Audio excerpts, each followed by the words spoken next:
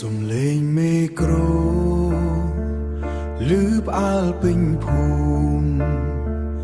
ចិត្តបងស្រពោងយំយាយក្នុងទ្រូង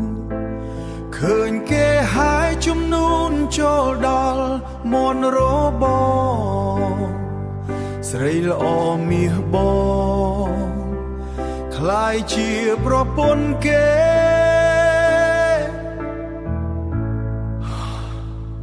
ដៃដែលធ្លាប់កាន់ពេលนิ่งរបូរ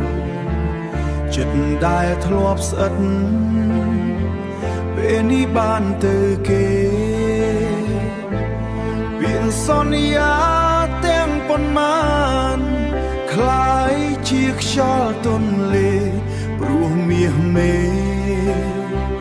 ត្រូវជ្រើសផ្លូវថ្មី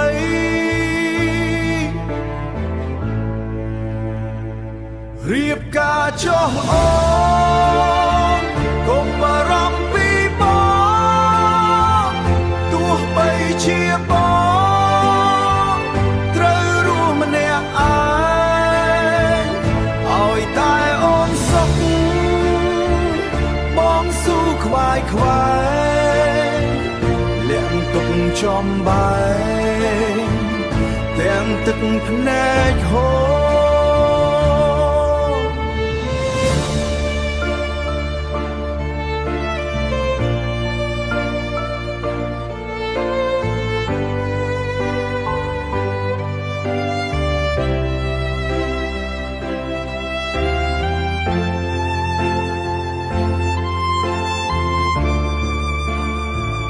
ជូនពរអូនស្រី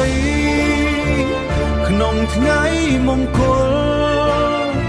កុំឲ្យមានកង្វល់ឬចិត្តរេរាសាងជីវិតថ្មី